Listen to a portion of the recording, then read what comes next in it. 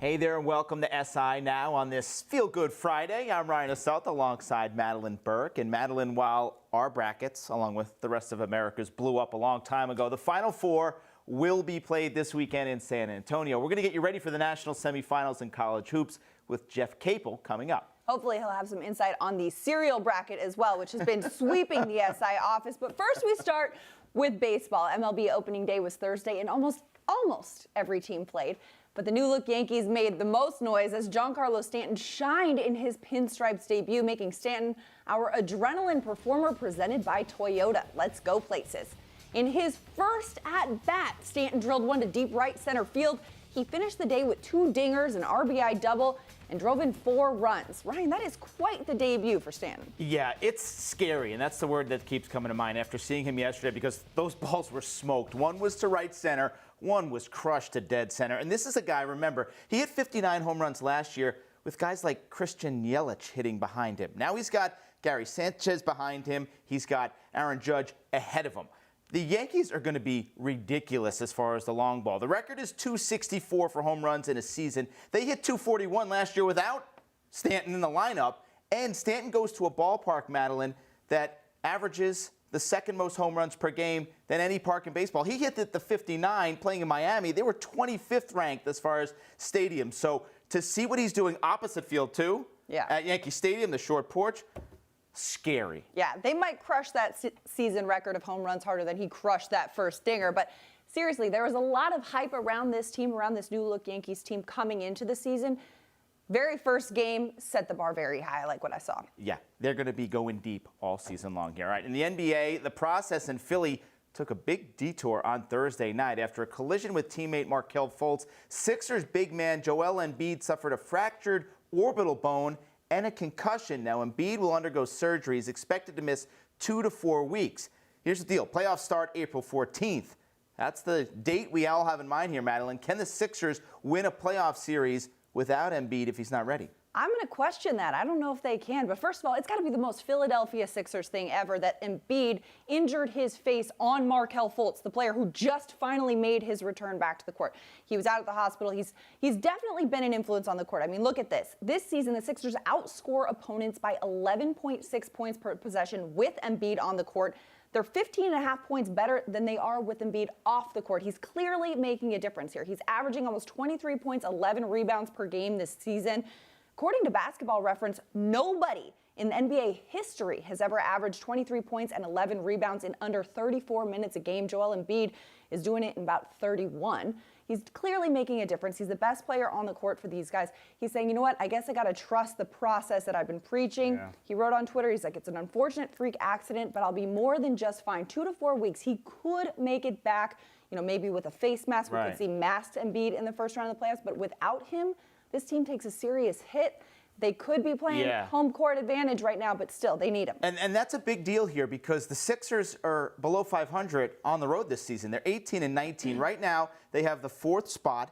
They're tied for 3rd, but they're also tied for 5th with the Pacers, so that can swap very easily. If they lose home court and Embiid is not ready, even if he is ready and he comes back and they have to play on the road with a mask on, I think the Sixers are in big trouble. This is a big problem for Philly. It's a big problem for Philly, but another team that might be having some problems, Golden State Warriors. Kevin Durant made his return to the court on Thursday night after being sidelined since March 11th with a rib injury.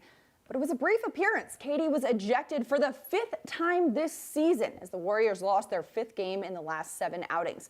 Now, Durant was tossed just twice in his first 10 years in the NBA. This season, he leads the league in ejections. Are KD's ejections a problem for the Dubs? I don't know if they're a problem, but it makes me wonder, why are you so angry, KD? What's going on? I mean, he's better than this. I'm sorry. He's inching up to that number now, close to that 1-game automatic suspension.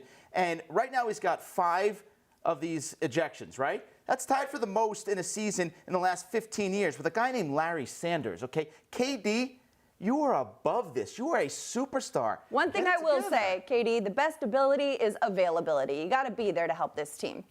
I agree. We are down to the Final Four, and joining me to discuss the last team standing is college basketball analyst Jason Capel. Jason, we got to start with the Cinderella Loyola Chicago here. Dante Ingram saved them in round 1. Clayton Custer hit the game winner in round 2. Towns showed up big in the Sweet 16. Then Ben Richardson broke out in the Elite 8. Now, obviously, Loyola plays great team basketball, but they're going against a Michigan team that sits 4th in the country in defensive efficiency. So which player on this team, who's the one Rambler player that needs to be effective offensively to give him a shot at the upset? Well, all of the above. Honestly, you don't get this far without being a cohesive team unit, getting the job done. But if there's one guy I believe that has to step up and will step up, is a player off the bench, Andre Jackson. He's a player that's versatile, an undersized post player, and I believe he's going to be needed to stretch the defense, the ability to drive off the bounce, get to the basket, and also be a guy that can battle and show physicality inside. I'm looking for Andre Action Jackson to step up, get the job done. He's a former 6th Man of the Year in the Valley, and I think he's more than capable, and the Ramblers are going to need him to have a big game against the front line of Michigan. Especially with a strong nickname like Action Jackson. I mean, you got to live up to that one. Got to bring it. All right, on the Wolverine side, Michigan's best player, big man Mo Wagner, has been remarkably inconsistent during the tournament. We know the Wolverines have a bunch of guys that can beat you, but do they need Wagner to have a big game to knock off Loyola? Well, they need him to play big. They need him to be a presence. He has to rebound the basketball, communicate on that back line defensively. He's the anchor. And I think he is going to have a good game offensively. A big reason, I think he has a decisive advantage inside against freshman Cameron Krutwig. He's a guy that, when you talk about Mo Wagner, even though he's 6'9", he can go off the bounce, stretch the defense with his 3, and when he really gets it going, he has his tongue out just like that. And I think he has an advantage. When you look at Loyola Chicago, they had to take Krutwig out of the game against Nevada simply because he couldn't guard guys off the bounce. Look for Michigan and Coach John Beilein to spread the defense, let Wagner play in space, pick and pop, the ability to catch, shoot, or go off the bounce, and attack the young freshman up front. Now, on the other side of the bracket, Villanova has been the best team all tournament. But what is one weakness that Kansas could exploit? I think Kansas has an advantage inside. When you look at Azubuike, 7 feet, 280, an imposing force on the interior. He has to dominate the paint, rebound the basketball, be a physical presence, get those high percentage shots inside. And then when you look at the losses Villanova has on the year, Butler, when you look at Providence, when you look at the teams that they have had trouble against, there have been teams that have excellent guard play that can attack off the bounce and shoot the basketball. Creighton's another team, St. John's, teams that have guards that can attack, put pressure on the rim, put pressure on the defense, and also the ability to make outside shots. And when you talk about Kansas, Devontae Graham, Malik Newman's playing better than anyone in the tournament right now. Vic, and also Mikhailu. These are guys, 4 guards that can spread you out. They're very unselfish, and they have the ability to make the outside shots. And if Malik Newman continues to play like he's been playing, it's going to be a long night, even for the stingy defense and the great team that Villanova is. Now, you mentioned Devontae Graham. He's Kansas's leader and the Big 12 Player of the Year, but he's struggled since the Jayhawks' opening round win against Penn. His team has picked him up, but have defensives done anything specific to disrupt Graham's rhythm, or has he simply been off? Well, I don't think the defense has done anything different, to be quite honest. I think Graham has done his job as far as being the leader, and other guys have stepped up, so he hasn't forced things. He's done the job of being a facilitator, of getting other guys involved, especially a guy like Malik Newman. But he needs to play well right now. Stars have to step up when the lights are brightest, and he's in the Final Four. He's the leader, as you said, Big 12 Player of the Year, first-team All-American, and he's going up against, in my opinion, who's going to be the National Player of the Year in Jalen Brunson. What a guard matchup it's going to be, and Graham has to defend at a high level. Now, we saw him do that a couple years ago against Buddy Hield when he wasn't asked to do so much in leading the team and playing alongside Frank Mason. But Jalen Brunson is a handful. He's going to attack. He's a guard that loves to post up. Graham has to defend without fouling. He has to make shots, but he also has to be that leader, that vocal and emotional guy that can help his team overcome what I believe is the best team in college basketball at the beginning of the season, now in March Madness, with a chance to cut down the nets for the second time in 3 years, and that's the Villanova Wildcats. Jason Capel, thank you so much for the insight on this year's Final Four.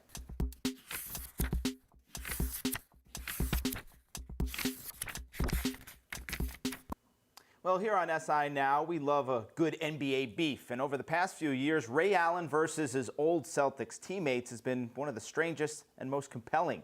Now a new memoir written by Allen details his relationships with guys like Rajon Rondo, Kevin Garnett and company.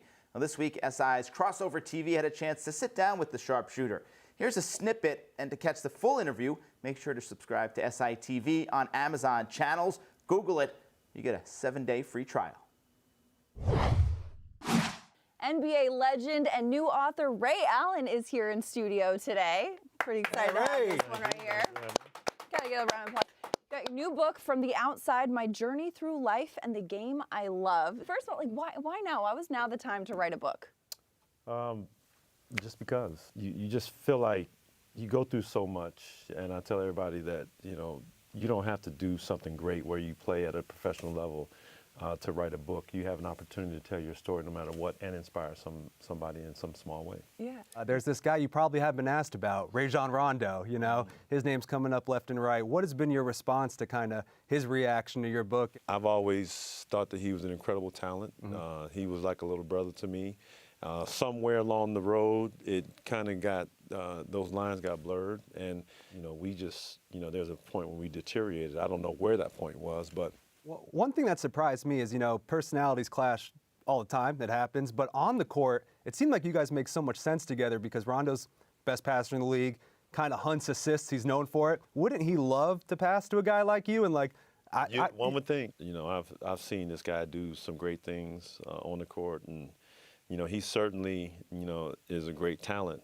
But, I've seen him get in arguments with a lot of different people. It doesn't make a difference. It was like when I looked up and all of a sudden I'm in, confrontation or beef with him, I'm like, where did this come from? I understand my point of views, and it's all right to agree to disagree, and, you're who you are, you come from where you come from.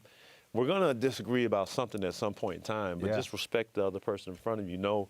You got to respect time, other people's time, and, you have to come to work every day. Yeah. Giancarlo, a guy it seemed you had a little bit of a challenge with, even yourself playing hurt almost to prove a point. How much did that affect you in the long run, kind of playing hurt to show him and the media that you weren't what they thought that you were? I don't know. George was always had something negative to say. After a while, though, sometimes you just got to say something good. Yeah. You can't just always be Right.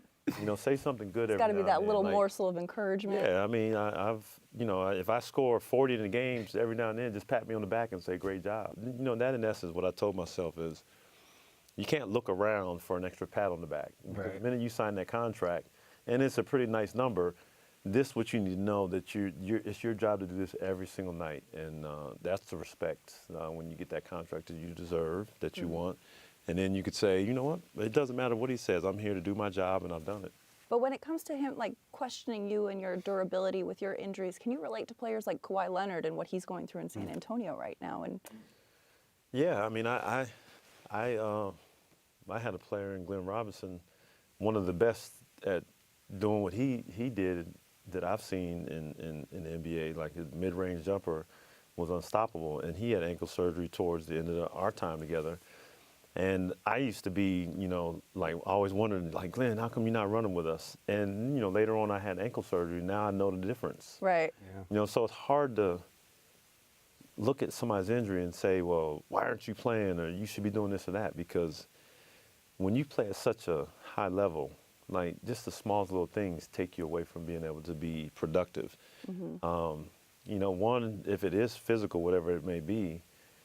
Two, it's the confidence of knowing that your body's going to be able to withstand whatever injury you may have. So more than just for that night's game. Yes, it's because it's not like if you come back in the lineup on a Monday, you most likely playing Tuesday or Wednesday. So you have to really get yourself back stronger. So it's not so easy to just go back out on the floor if you know that you're not 100%.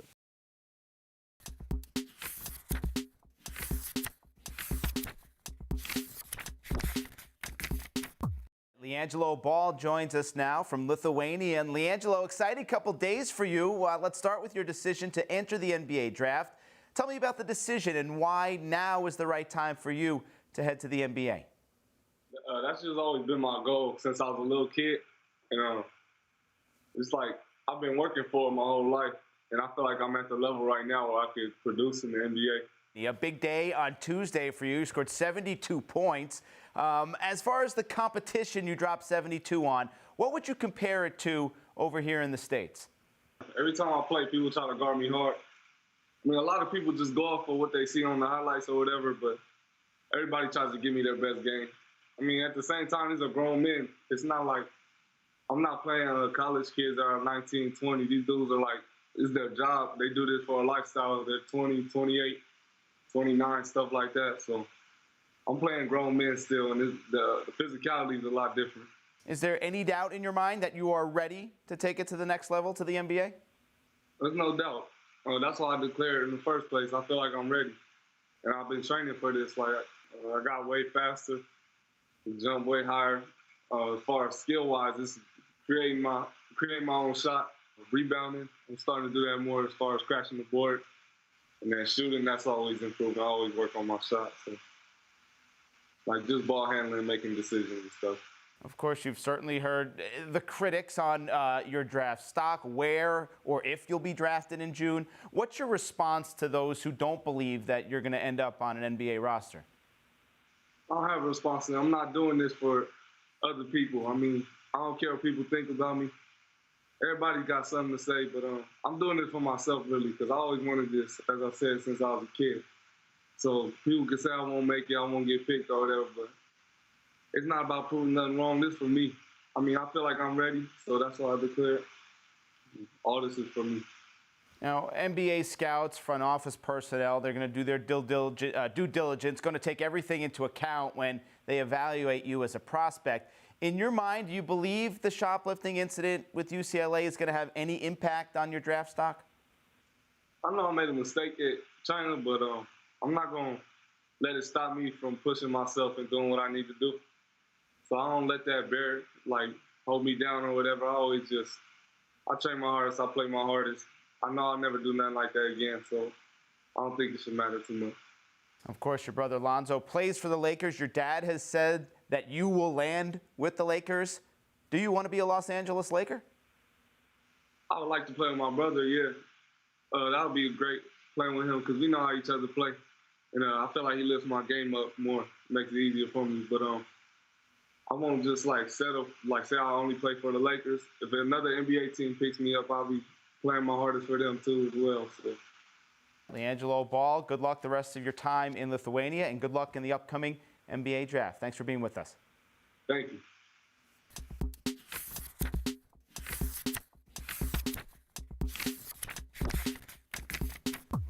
Fight fans will be tuning in this weekend to see a heavyweight clash between champions Anthony Joshua and Joseph Parker. But what everyone is talking about is a potential mega fight between Joshua and Deontay Wilder. The WBC champ stopped by our studios to share his thoughts on the hyped-up fight, and a fan should expect to see it happen in the near future. Take a look. What has been getting a lot of attention is a potential mega fight with you and Anthony Joshua. Now, he'll fight Joseph Parker this weekend, but fight fans are pretty impatient. How close are we from seeing you and Joshua fight? Well, I wish I could say we got some signed, sealed, and it's Do you want it to happen? I'm ready.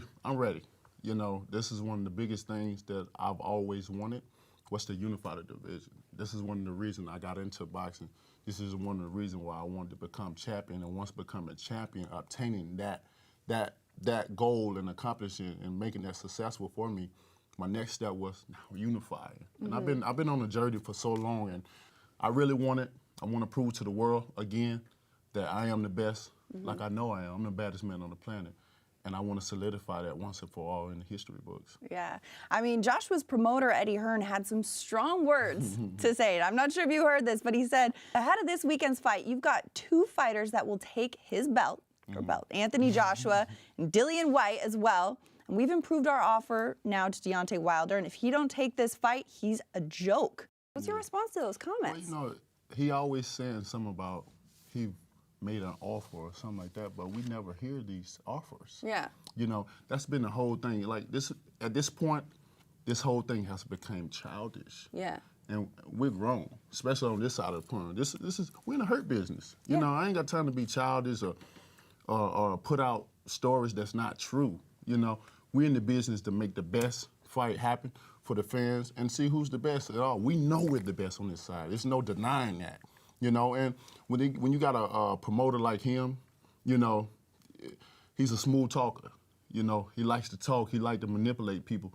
You know, he's just stealing all that money over there, them British fans. You know, he don't want this fight to happen because they don't want, you know, everything to go. They rather talk about money. I'm building legacy because the money come with it. Yeah. Are you going to watch this fight this weekend? Who's your pick, Joshua or Parker? I definitely will watch the fight, but at this point, I'm favoring Parker at this point. Okay. You know, we just tired of the runarounds, you know. Well, it's like when you're at the top, they're coming for you, right?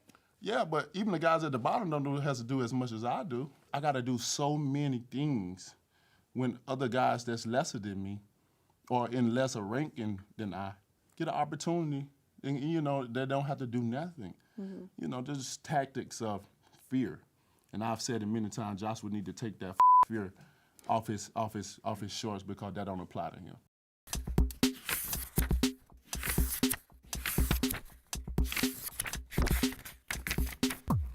Now to hear Wilder's thoughts on Mayweather joining the UFC and Canelo Alvarez's PED allegations, check out the full interview on Sports Illustrated's YouTube page. That's it for us today. We'll be here. Follow us along on Twitter at SI Now Live, and here for what you need to follow on this weekend in sports. It's SI Now's Weekend Drive. It's time for SI Now's Weekend Drive, presented by Toyota. Let's go places. Baseball kicked off its season this week, and we take you west to see the Angels rookie Shohei Ohtani make the first major league start of his career against the A's. The Japanese pitcher is excited to get out there and show his team what he can do. 基本的に野球の部分は何も変わらないので、自分の持っているものをしっかりグラウンドの中で発揮できれば自分をアピールできるんじゃないかなと思ってます。Ohtani is looking to correct his rough spring. He gave up 8 earned runs in less than 3 innings pitched. Next, we head to San Antonio for the Final Four. Loyola-Chicago has had a miraculous run through the tournament and will now face Michigan. It's difficult for a mid-major school to compete against the big names, but head coach Porter Moser explains how he's gotten his players to commit to his team. We always tell, go to a place, go to Loyola, and make a splash on game day. You know, you could have 125, 130 splashes, and that's what we try to convince kids to come in and go where you're going to play. With a win, Loyola-Chicago can become the lowest seed to make the national championship game. Lastly, we stay in San Antonio to preview the other half of the Final Four, a battle of the 1 seeds between Villanova and Kansas. Kansas center Udoka Azubuike is originally from Nigeria. His mother is flying from his home country to see Udoka for the first time since he left in 9th grade for the U.S. Here's Coach Bill Self explaining Azubuike's emotions. He lit up like a, Christmas tree whenever, he was talking to her and saw the reality that this could happen. Kansas is making its 15th Final Four appearance, but is facing a Jay Wright team that's made the Final Four in 2 of the last 3 years. And that's what's in store for this weekend.